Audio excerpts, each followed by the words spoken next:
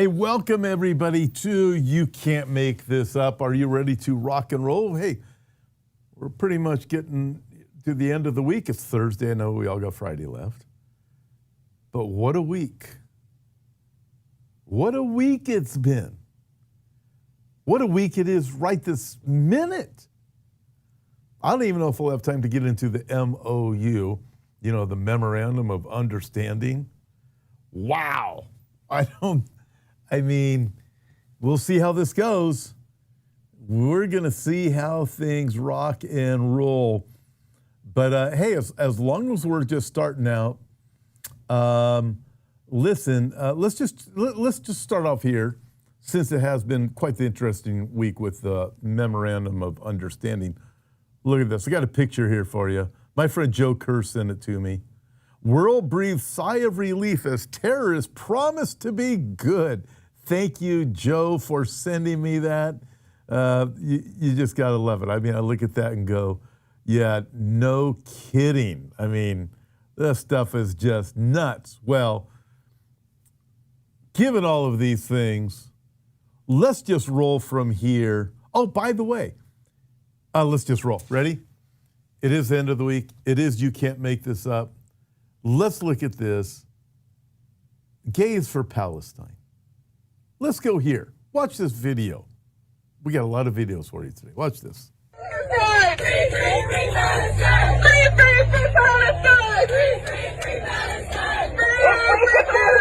Are you queer? Yes. Would you go to Israel? I would go to Palestine. But if you went to Palestine, you'd be thrown off of a building for being gay. Do you love Palestine? Yeah, why not? Even though you wouldn't be allowed to be yourself there? I feel like they're not supposed to judge, even if they have a set mindset. It is actually very haram in the Muslim culture for them to judge. What should be done to gay people? الحكم للي بده يمشي في هاي الطريق ويمشي في هاي الطريق يطبق حكم الإسلام عليه للفاعل والمفعول به. In your opinion, what is worse, a child who is gay or a child who's a drug addict? الأسوأ اللواط الأسوأ. What is worse, a child who's gay or a child who's a thief? شاذ جنسيا. What about a murderer? اثنين سيئين. Yeah, so you look at that and you have all these people who say LGBTQ for Palestine. We want to go to Palestine. Everything's going to be so wonderful there in Palestine. They don't know what Palestine is.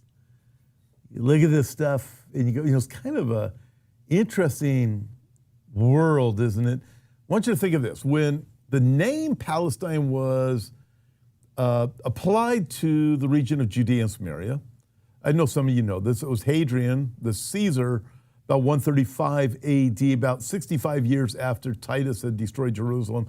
Hadrian comes along, he wants to completely humiliate the Jews.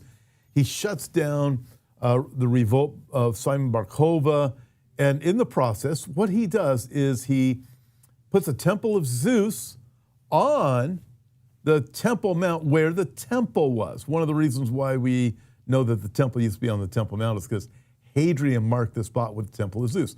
Where the Church of the Holy Sepulchre currently is, he put up the temple to Venus, the sex goddess. Where's that? Well, it's believed by most archaeologists that that's the place where Jesus was crucified and then resurrected, laid in the tomb of Joseph of Arimathea. So there he erects a temple to Venus, the sex goddess. So you have those two things. Something else that Hadrian did is he renames the area of Judea and Samaria to Syria Palestina, because he wanted to humiliate the Jews, because that was a derivation of the name of Philistine, and he knew that the Philistines were Israel's greatest enemy. So I want to humiliate the Jews from their ancient history. So I want to humiliate the Jews, so he changed the name Syria Palestine. We get an English word Palestine from that. Interesting also. So that's how the name the very first people ever called Palestinians in the area of Judea and Samaria were Jews. They were called Palestinians to humiliate them. Interesting. Now you see this whole thing of gays for Palestine. They don't even know what the heck it is, but they do know what gay is. Well, guess what? Hadrian, when he did all that in Jerusalem, Temple of Zeus, Temple of Venus, changed the name to Palestine. Guess who he was visiting Jerusalem with? His gay lover. That's right. So the LGBTQ community way back in 135 AD thought this will be a really good idea. Let's change the name of Judea Samaria to Palestine. And here we are today. I mean, isn't that rather interesting? Hey, Pilot Mike says, did you steal Billy Crone's jacket? No, Billy Crone gave this to me. Hey, as long as we're going down this path, hey, check this one out. So the LA Dodgers were told, like MLB players were told, hey, you got to wear these pride hats for the month of June. Some of the LA Dodgers basically said, up yours, watch this. This is Britt Hughes. No relationship to me, Tom Hughes, but same last name. Watch this, Britt Hughes. The media are now really mad at baseball players for writing Bible verses across the hats they were made to wear for Pride Night, which frankly is really rich. So this happened after several San Francisco Giants players wrote Bible verse references across the gay pride hats they were told to wear to Friday's Pride Night game. The New York Times wrote, on Pride Night, which was supposed to be dedicated to support and belonging, several San Francisco Giants players chose a different focus, writing Bible verses on their caps. The Athletic actually wrote the headline, they made the night about us versus them. Wait, so let me get this straight here. Liberals can scrawl pride stuff all over the arena, fly pride flags everywhere, all the teams have to change their logos, and all of the players have to wear rainbow hats. And that's on top of y'all mandating it in schools, shoving it in girls' locker rooms, stomping it through the streets, and suing people if they don't lockstep. Y'all cram your ideology down everybody's throats, not just in the month of June, but all year long. But when a baseball player puts his personal faith in front of your propaganda and writes Genesis 9 across the rainbow hat that he was told he had to wear, that's shoving your beliefs on someone? Are you kidding me? This pride crap, we're over it. Even people who didn't really care before are sick of it. And this is why. You cannot force us to accept your perversion. All the rainbow crap in the world doesn't change it. We refuse. And if that pisses you off, that's not my problem. Man, she said the C word more than I do, and she even used the P word in that one. But so well said. Thank you, Britt Hughes, for that. Again, no relation to me. Oh, by the way, I was wrong. I thought it was LA Dodgers. It was San Francisco Giants. Sorry about that. Hope you'll forgive me. Hey, check this out. This is a reverend, or one thing, it's a woman, calls herself a reverend, whatever. She says, we need to give thanks to every God. Oh, really? Watch what she has to say here. Watch this. New York City, my fellow clergy and I have the great gift of working alongside Hindu, Buddhist, Muslim, Sikh, Jewish, and religiously unaffiliated siblings. You cannot share meals and stories and taxis and not broaden your beliefs. You cannot.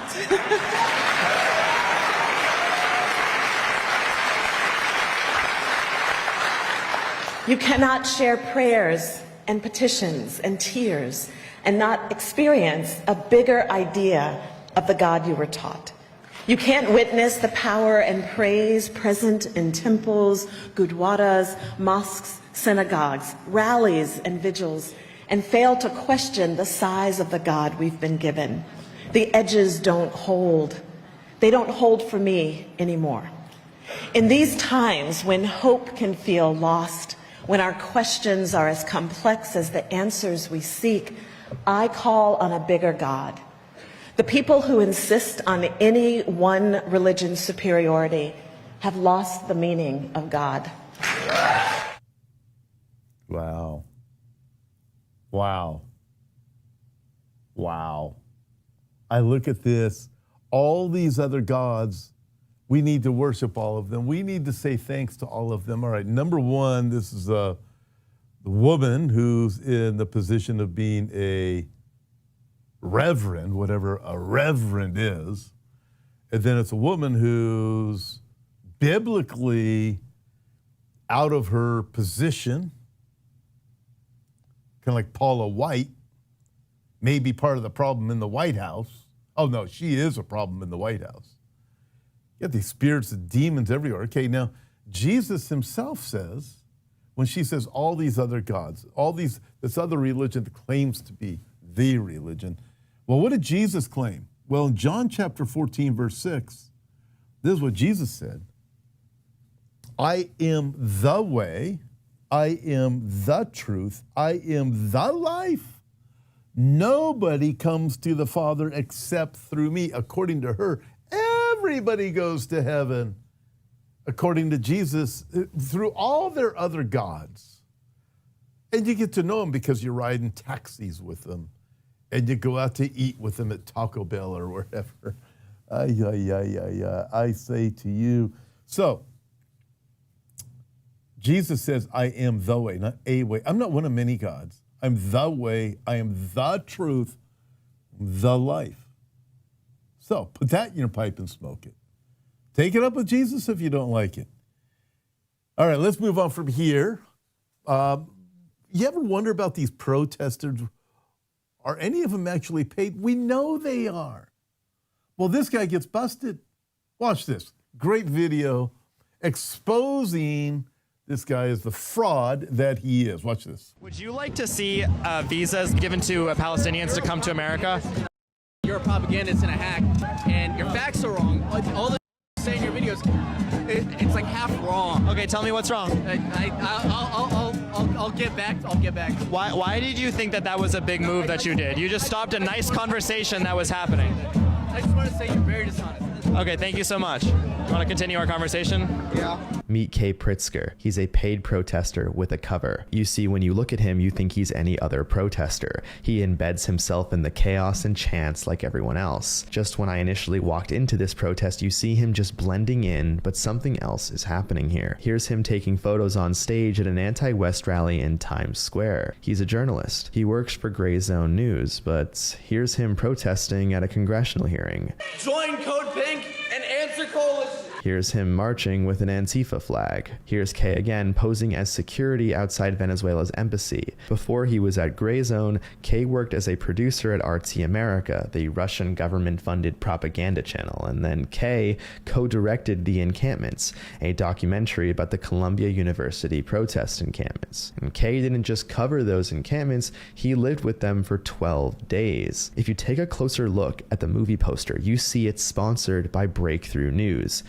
And so is Kay. He works at Breakthrough as well. In 2020, Breakthrough News pulled in $225,000 from the Justice and Education Fund. The very next year, that jumped up to $442,000. And by 2024, that same fund dropped a staggering $977,000, bringing the total to $1.9 million. The person behind that fund put in over $68 million into the Justice and Education Fund, and it's none other than Neville Roy Singham, the same person who gave the People's Forum $20 million to protest, the same place we caught paid protesters loading hundreds of perfectly printed signs into their vans, the same place we exposed paid protesting leader Layan Fulihan, who's earning close to $80,000 a year to protest. This all happened right outside the People's Forum at 320 West 37th Street.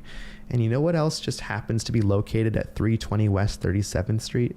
Breakthrough News. Singham is pouring millions into an anti-America propaganda arm for the CCP under the same roof as his paid protesting office. We have to destroy the idea of America in our heads, in our neighbors' heads, in our comrades' heads, in everybody's heads. We see what Israel's doing. Yeah. But we see, and we.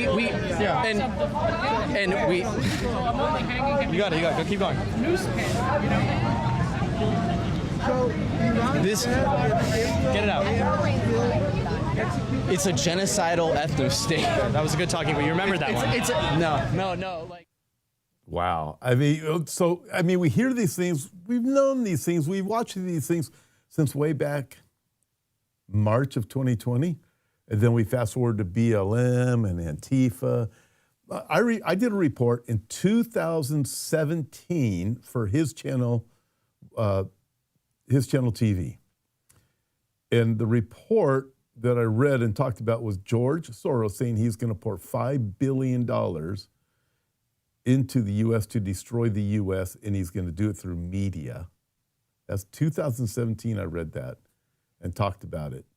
I wonder where his money went. And then you have these other people that are named throwing their money, holding rallies, holding conferences. People get so upset about a Bible prophecy conference, and yet they go in droves to that kind of stuff. Isn't that rather interesting? And then they say, we'll pay you $80,000 a year. Wow. You need a job? People are evil. And they're protesting against Israel? Listen, I don't know if I'm going to have time to get into the MOU right now. Listen, I'll do that with Britt Gillette, 5 o'clock. That's what I'll do. 5 o'clock tonight, Pacific time. I will get into the memorandum of understanding with Britt Gillette right here. So watch that. I look at this stuff and go, wow, all these protests against Israel. From the rivers to the sea, Palestine will be free. Gays for Palestine. This guy that you just watched. All these things. Check this out. And how awful it is that Israel has borders. Well, for it to keep the bombs from coming, to keep the terrorists out. Yeah, look at this. This is Egypt's border with Gaza to keep the Palestinians out of Egypt. Look at this. Look at this video. Watch this. This is their border. Let's roll this. Look at this. Egypt constructs 7 layers of barriers along its 14-kilometer border with Gaza. 7 layers. Look at that. Of barriers. And Israel isn't even allowed to protect themselves?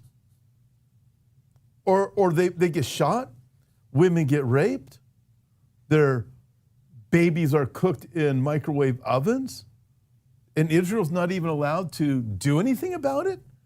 Kill terrorists? Oh, since talking about the memorandum of understanding in a little bit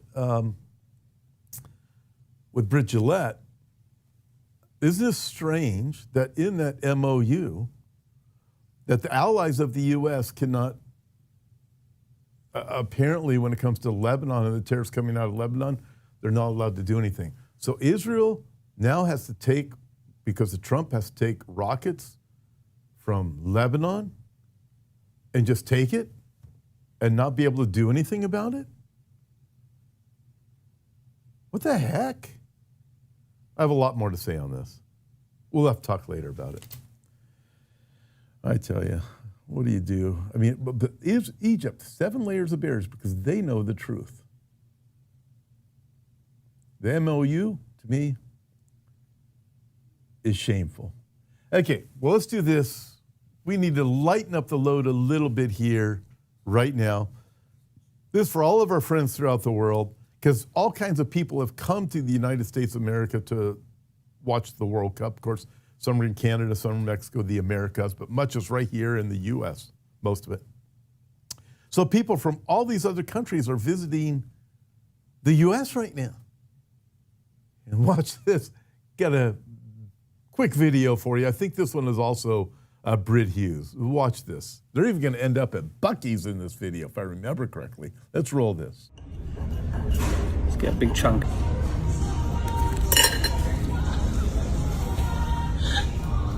Is it bomb? Oh, this is so good. It is so good. Guys, Guzman needs to take notes. Matt needs to take notes. I can refill this 1,000 times. Yeah, but you won't drink 1,000 cups of You don't know me. Chick-fil-A for the first time as a family. Going on? Chick-fil-A sauce. I need to try this. It's good. And you take your fingers and you lift that up and you eat it. Okay. We're not used to meat being soft enough to just rip it apart without a knife. Everyone is so friendly in Texas.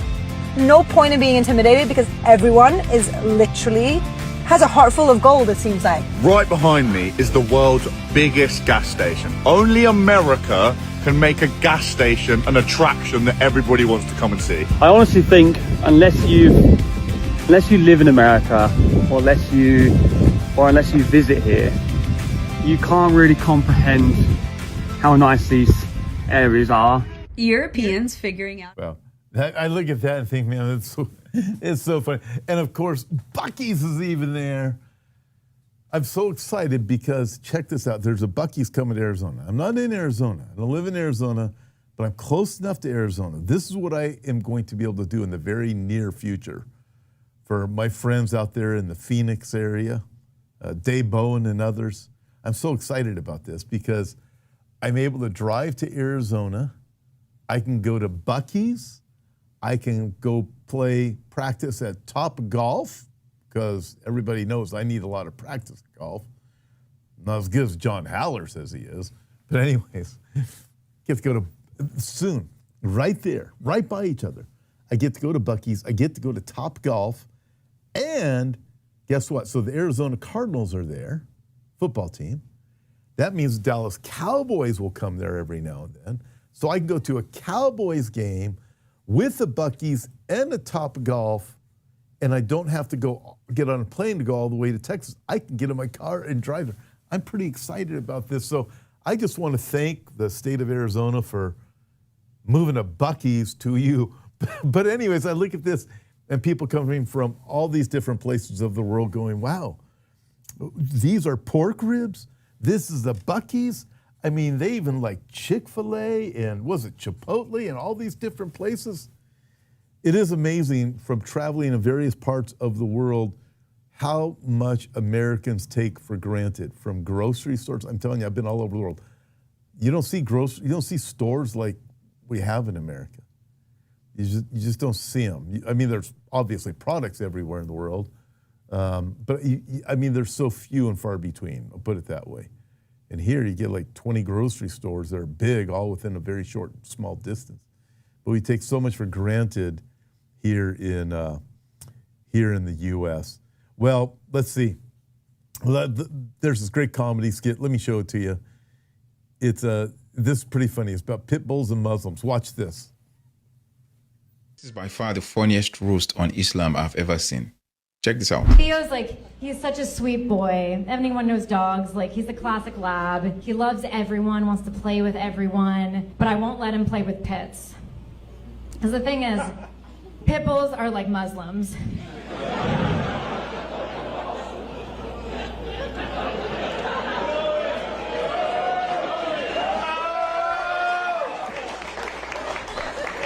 By the way, the few people who aren't excited about this are the pit bull owners in this room.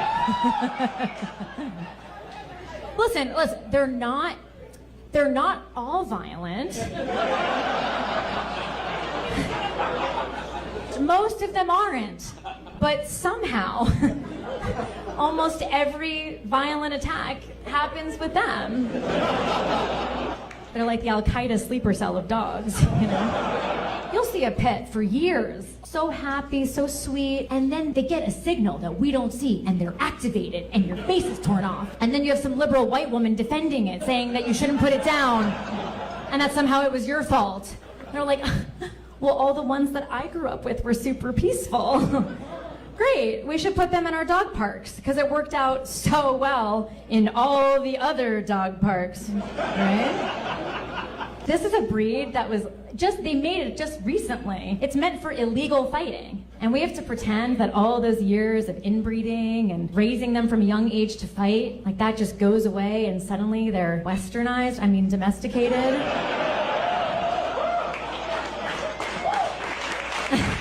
And you have to wonder if it's a practicing pit. And you know, this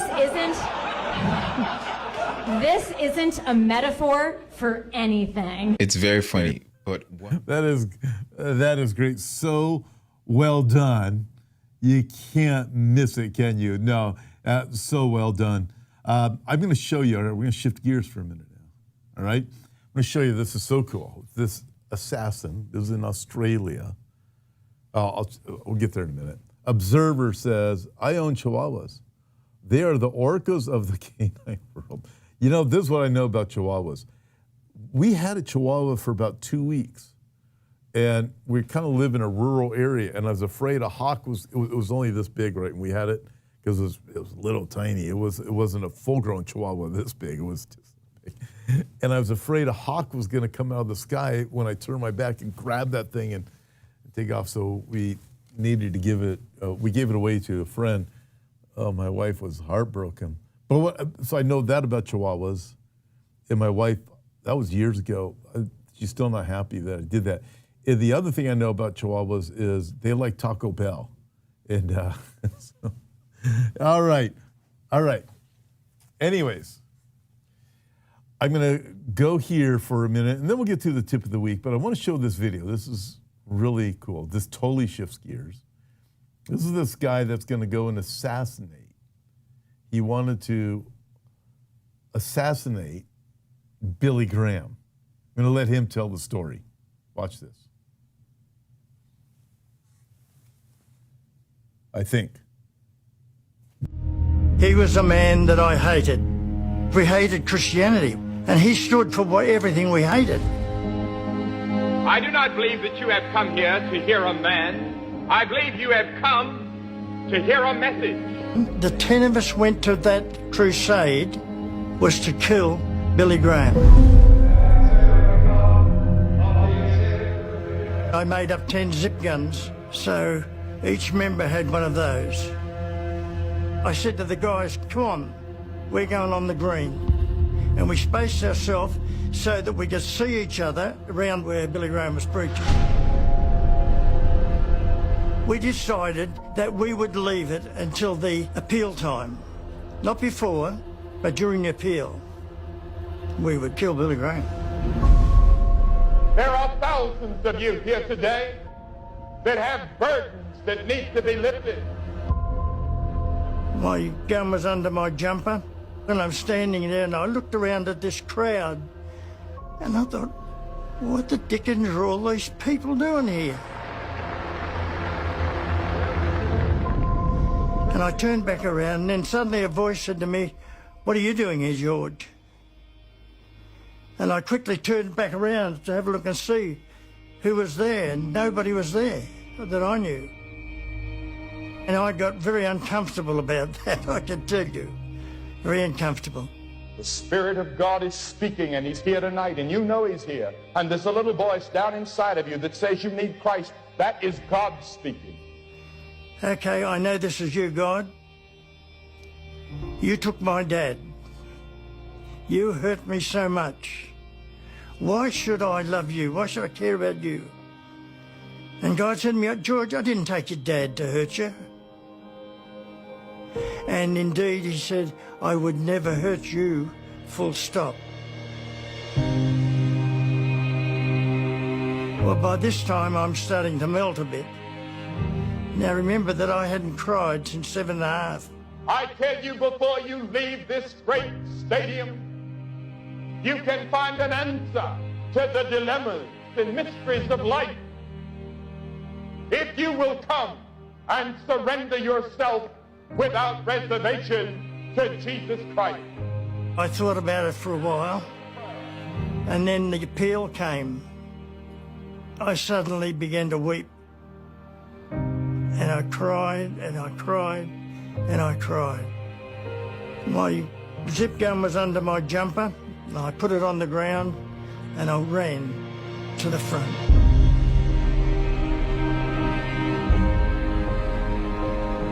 There may be many factors that led you to this moment, but there is a climactic moment when you give your life to Christ. And you do it by faith. Faith in Christ.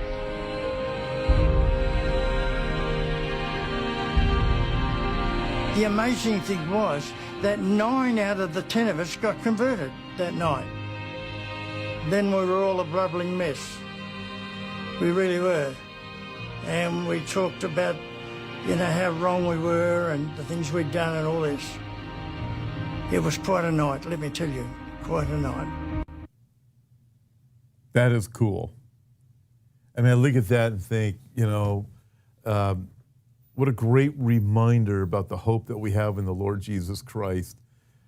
Whether you're a hired assassin, a thief, just a loser, or whatever. I mean, you just do stupid things. When I was in high school, I would have been the kid that was voted most unlikely, would have been, to ever accomplish anything. And I know what some of you are thinking. You can see why. Listen, God is good all the time.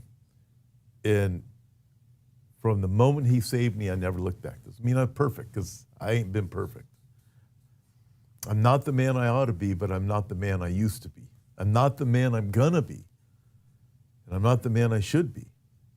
But I'm also not the man that I'm going to be on that day when we stand before the Lord Jesus Christ, because we have been redeemed. And we can look back at our life and go, wow, God will save the worst of sinners. So remember that. And if you're a person that's in a place of doubt right now or whatever it is, maybe you don't even know the Lord, listen, Jesus will save anybody who will come to him. Call upon the name of the Lord Jesus Christ, and you'll be saved. There's no other name under heaven by which a person can be saved than that of Jesus Christ. If you don't know him, you want to know that you are forgiven, you're thinking you're too far gone. I'm sure that assassin thought he was too far gone. Jesus saved him. I know where I was. I was pretty messed up. And God saves and God forgives. And you want to know something else? We all do stupid things, and we can all be kind of stupid in life. You could even do a show called You Can't Make This Stupid Stuff Up. But God forgives sinners. That's what he's in the business of doing. He forgives sinners. So if you need Christ, ask him to forgive you. Hey, with that, I have a tip of the week for you. I have no idea what it is. I have a feeling this tip's going to be way off a topic of whatever it was, what we just said. What's the tip of the week? Let's see what it is. You'll be shocked like me. There we go. Never argue with an idiot. What? They only drag you down to their level and beat you with experience. That is a great tip. Hey, that's a really good tip. Remember it. Solomon said something along those lines when he said, don't get into an argument with a fool. You can't win an argument with a fool. They're not going to realize when they lose. Anyways, that was a great tip of the week. Thank you guys. God bless you guys today. Hey, join me on Sunday mornings. We're going through the Gospel of Matthew on Sunday mornings. Of course, I'll have a prophecy update for you this Sunday night, along with the book of Judges, unless something really big happens. Join me today at 5 o'clock with Bridget Gillette. We'll be talking about the memorandum of understanding what's really going on. It's going to be a great program. I know it is. God bless you guys. Oh, and if you're in the Santa Barbara area, looking forward to seeing you coming up at the end of August. Go to hopeforourtimes.com and look around there, and you'll would love to see you there. God bless you guys. Have a wonderful Thursday evening or Friday or Saturday, whenever it is you're watching this. Bye.